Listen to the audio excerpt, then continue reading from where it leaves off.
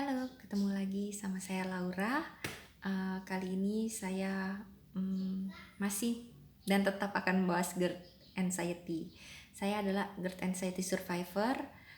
Saya kena GERD dan anxiety itu tahun 2019, tepatnya bulan Agustus. Agustus sampai November itu saya benar-benar nggak bisa move on dari anxiety, terutama anxiety yang benar-benar bikin saya ketakutannya luar biasa. Mungkin teman-teman di sini juga ada yang merasakan ketakutan luar biasa gara-gara anxiety ini. Saya mau cerita tentang GERD saya.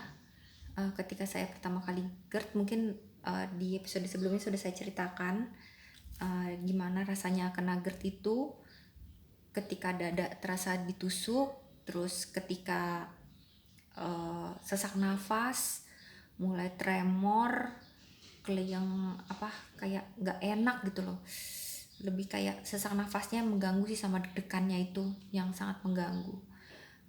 Saya ini adalah tipe orang yang nggak pernah jaga makan, terus saya suka diet dan diet saya nggak teratur. Belum lagi saya suka minum obat penahan nyeri kayak sakit kepala. Terus saya suka makan nasi yang pedes-pedes sama asem, kayaknya karena kalau nggak makan sambal kayaknya rasanya nggak enak ya. Sebenarnya GERD ini mungkin sudah lama saya rasakan, karena berapa kali memang sudah ada tanda-tanda yang saya suka sesak nafas, tiba-tiba kayak jantungnya kayak kalau orang rasain pegang dada kita sih kayak nggak duk duk, tapi kita sendiri merasakan kayak gerak duk duk duk, ya bener nggak? Jadi kayak ngerasa badan kita kayak gerak duk duk duk duk, kayak mengikuti irama jantung. Sebenarnya itu sudah saya rasakan sudah agak lama, karena memang saya agak bandel kalau soal makanan. Saya nggak menjaga pola makan saya dengan benar, pola hidup saya juga nggak benar, tidur saya juga nggak teratur. Cuman pada bulan Agustus kemarin saya benar-benar sayang Tuhan, saya ditegur, dikasih GERD ini sama anxiety ini. Jadi pas pada malam hari saya pas kena itu, panic attack itu, saya langsung aduh kenapa nih, ini kayaknya hari terakhir saya. Pada saat itu saya berpikir itu hari terakhir saya.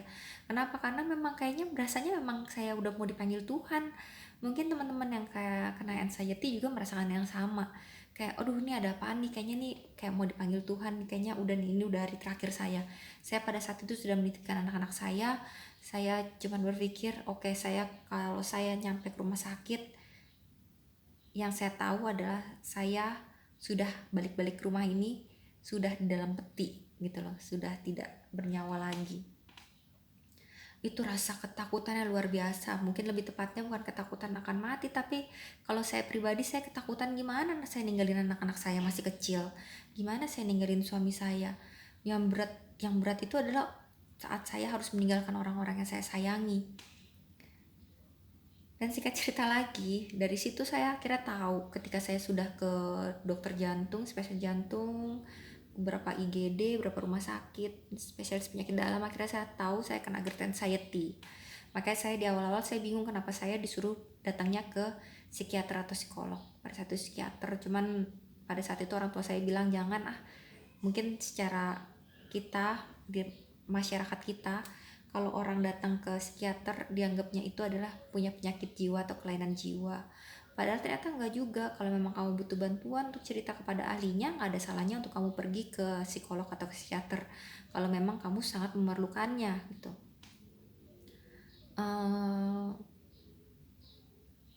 Bulan Agustus, September, Oktober itu terasa lamanya luar biasa.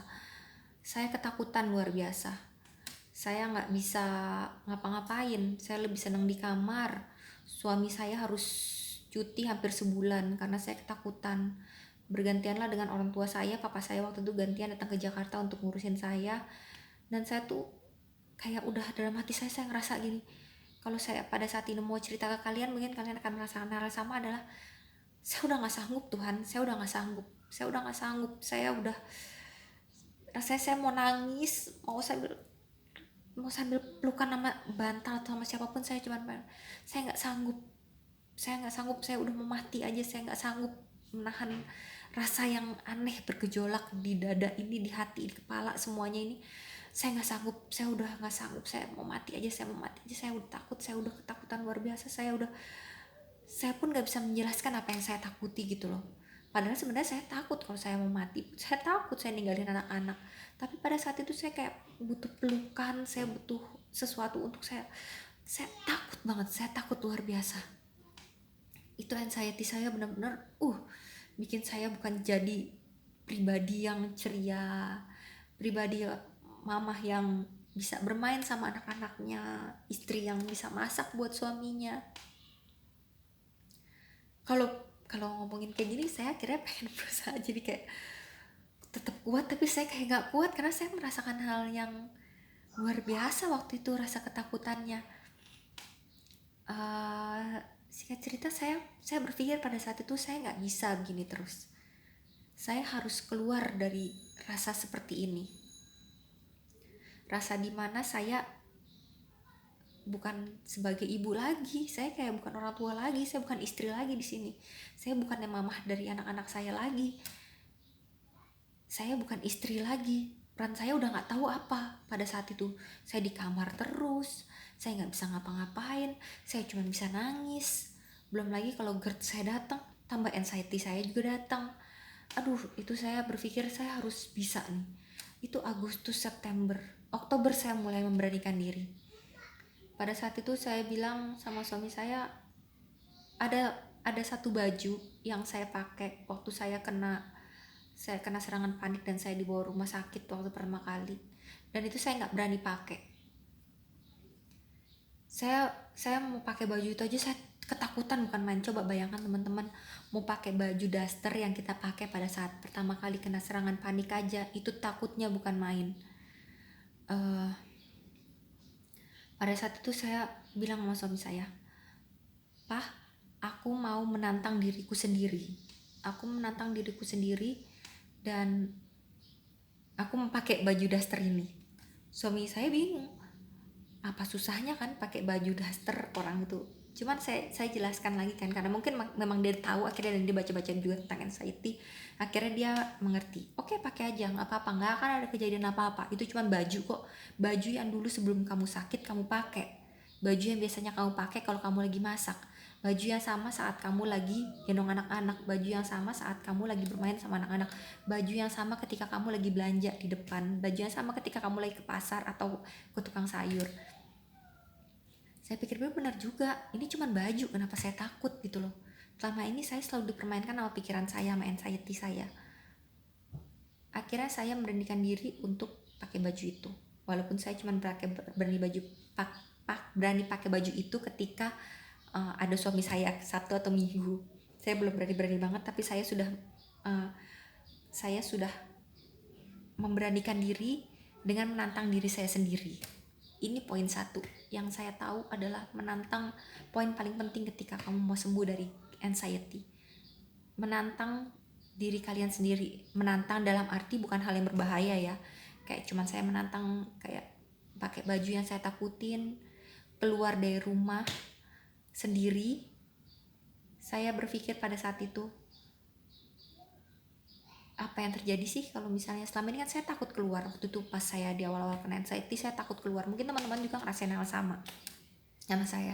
Ketakutan ketika keluar, ketakutan jatuh, ketakutan tiba-tiba pingsan gak ada yang nolongin. Ketakutan itu sama semua, biasanya rata-rata yang kena anxiety. Tapi saya menantang diri saya untuk saya harus keluar. Saya harus keluar. Pada saat itu saya cuma keluar ngelewatin muter gang aja, dari gang sebelah, saya pagi-pagi sekalian jalan pagi. Pada saat itu saya memberanikan diri, akhirnya saya udah bisa berani keluar. Saya nantang diri lagi ketika suami saya pergi kerja.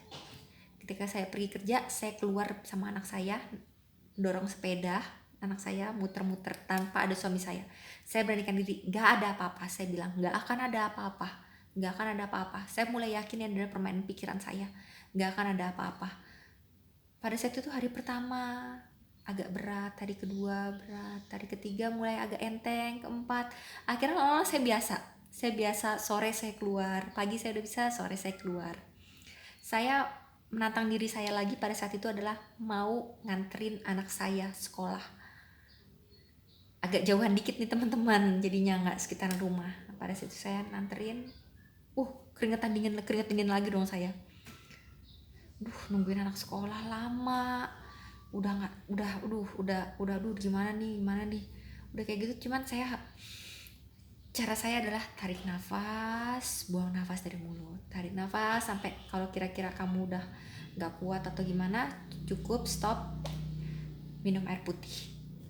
Selalu bawa cemilan dan air putih di tas kamu.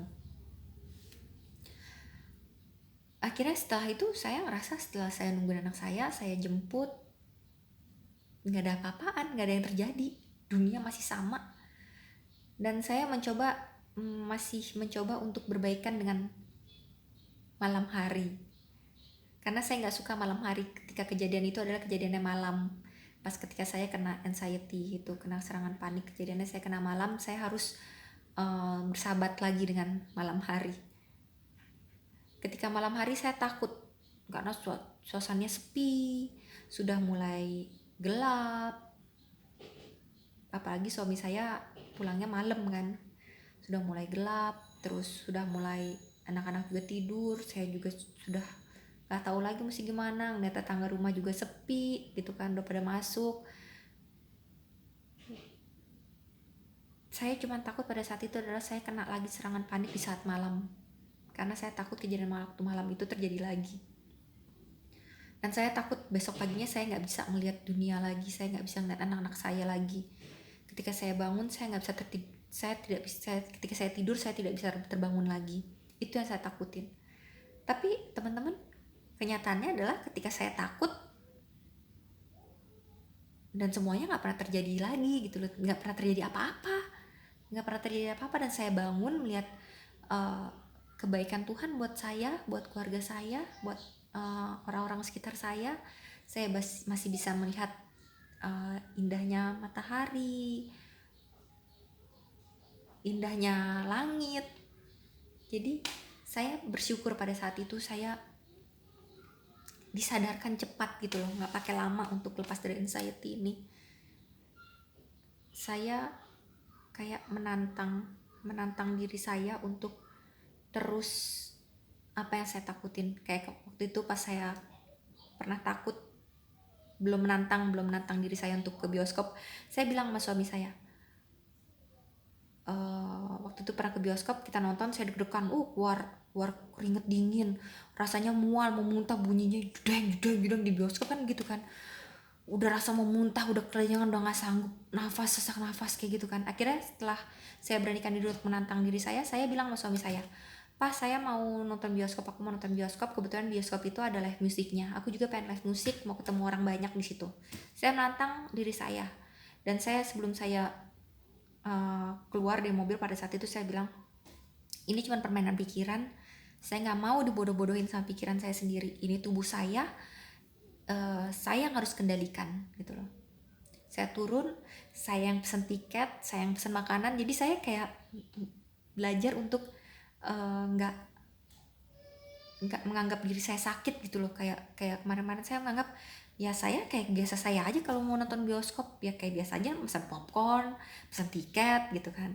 Walaupun sebenarnya orang lain nggak tahu saya gundah gulananya di hati saya kayak gimana, tapi saya berusaha untuk oke, Mbak, pesan tiket Mbak 4 gitu, oke Mbak, pesan popcorn gitu aja kan. Jadi kalau kitanya pede, kitanya percaya diri, otomatis anxiety kita ini kayak kalah gitu loh. Kalau saya ngerasain kayak gitu. Jadi awas lo anxiety ya, lo nggak bisa. Kalau saya lemah, anxiety-nya pasti datang. Pada saat itu saya nonton, belum waktunya nonton, saya nonton live musik dulu karena agak lama nontonnya. Saya nonton live musik, saya enjoy sambil makan. Terus nonton, saya ngerasa deg-degan lagi nggak? Ternyata enggak dong teman-teman, saya udah nggak ketakutan lagi. Dan saya tahu akhirnya semua itu yang penting adalah kita harus menantang diri kita.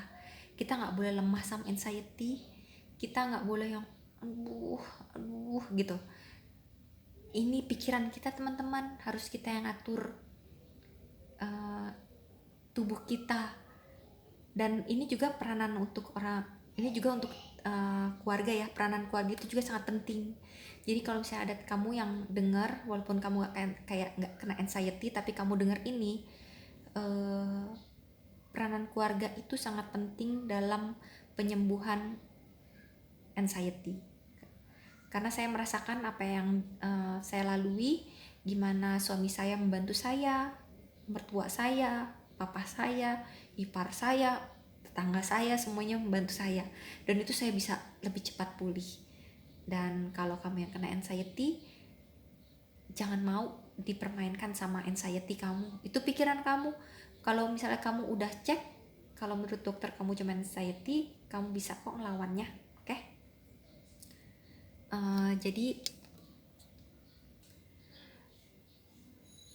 Jadi intinya jangan mau dimain-mainin sama pikiran, jangan mau kesannya kamu udah kalah sama anxiety-mu gitu. Karena saya bisa ngelewatin Agustus, September, Oktober, November saya udah mulai baikan. Dalam 4 bulan saya bisa. Nanti akan saya kasih trik-trik lagi gimana caranya saya bisa sembuh dari anxiety, dan saya kasih juga caranya gimana saya bisa sembuh dari GERD dan apa aja pantangannya. Sebenarnya masih banyak lagi yang mau saya bahas, tapi mudah-mudahan ini pembahasan singkat tentang anxiety ini bisa membantu. Jadi poin pertama adalah tantang dirimu, tapi jangan tantang yang aneh-aneh ya. Kalau misalnya kayak cuman nganter anak sekolah, atau misalnya yang kamu lakukan, tantang dengan cara apa yang kamu lakukan biasanya sebelum kena anxiety gitu. Lakukan aktivitas kamu seperti biasa. Jangan menganggap kamu kena anxiety kamu nggak bisa ngapa-ngapain, itu salah. Jadi kamu kayak bodoh amat gitu loh, bodoh amat, ini anxiety, ini cuma anxiety kok. Lebih banyak penyakit yang lebih parah dari anxiety, banyak sekali. Kayak misalnya penyakit-penyakit lain yang misalnya saya nggak mau menyebutkan penyakit apa, tapi kamu juga tahulah apa penyakit-penyakit apa yang paling bahaya. Tapi ini cuma anxiety, cuma pikiran kamu doang, nggak ada yang masalah dengan tubuh kamu. Jadi tantang sampai batas dimana kamu bisa lakukan dengan cara apa? Melakukan aktivitas kamu seperti biasa sebelum kamu kena anxiety. Itu poin 1, gimana caranya saya bisa sembuh dari anxiety dengan cepat. Oke, semoga video ini bisa membantu kalian. Tolong bantu like, kalian boleh komen di bawah, sebisa mungkin akan saya jawab di episode selanjutnya, dan bantu subscribe ya. Kamu juga bisa dengar obrolan tentang saya di Podme. Kamu bisa cari di Podme di Play Store, namanya Let's Talk GERD gitu. Saya di sana membahas GERD anxiety. Tapi kamu kalau ingin di YouTube boleh, di Podme juga boleh, saya sebagai podcaster di sana. Oke, jangan lupa like, komen, dan subscribe. Semoga video ini membantu. Sampai jumpa, bye bye.